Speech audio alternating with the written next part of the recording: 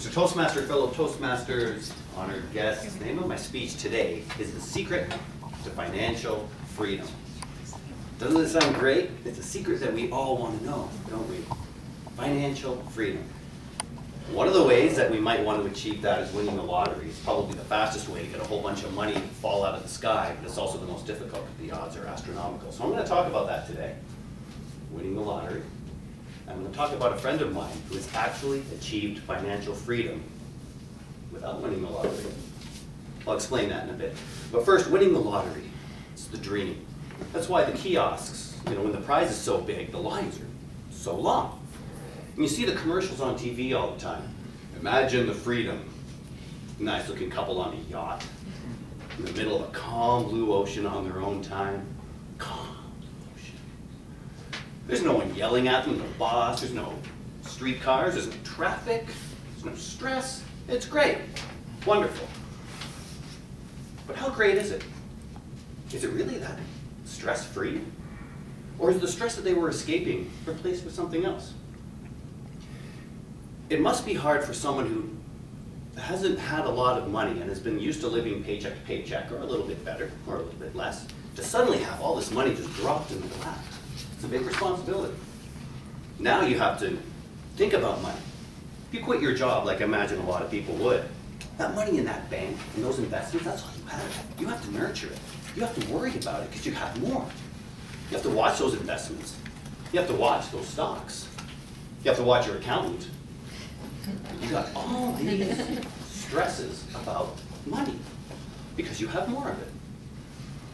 There might also be a little sense of guilt that creeps in too. You quit your job, you're sitting on your porch at 5 o'clock, relaxing, cup of coffee, and all your neighbors are coming in, driving in from work. Just had a bad commute, maybe a bad day at the office. You think, wow, I'm here by myself all day, and everyone's at work. They might feel good for me, but how good do they feel? Maybe I'd like to help them out a little bit. Same with family too. Your brother-in-law knocks on the door and says, yeah, glad you had a great trip around the world in your yacht. But things at the office have been kind of slow. You didn't get our bonus this year, and I kind of want to take the kids to Disneyland.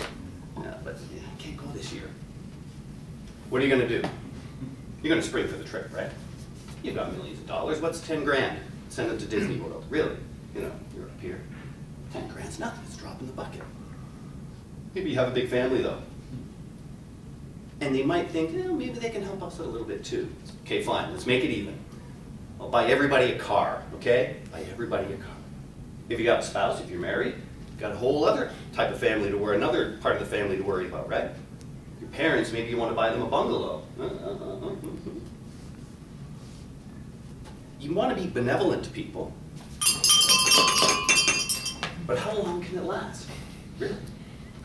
There's an old saying, money talks, and the first thing it says is, goodbye. You have more of it. The more you have, maybe the more it dwindles, and it goes down, and it goes down.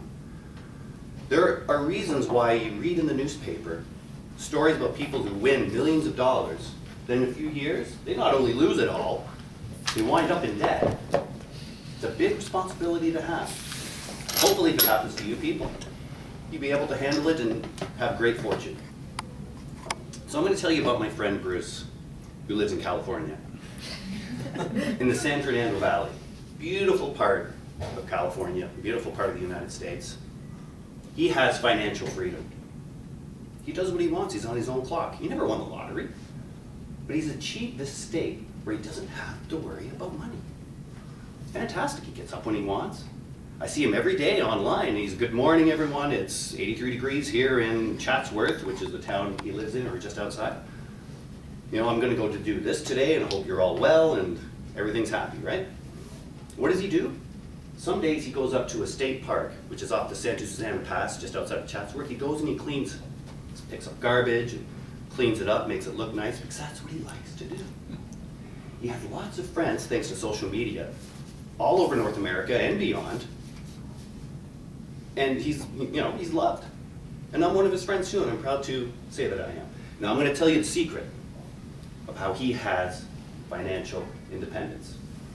Bruce doesn't have this because he's rich. He has this because he has nothing. He has no money to worry about. Just think about it.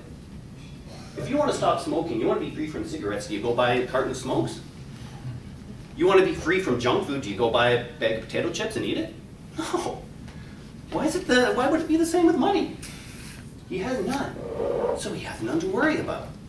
He knows his friends are there for him because they're there for him, not because they wanted to buy a car.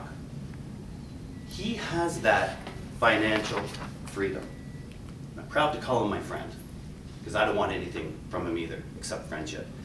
That, my friends, that is financial independence. Thank you.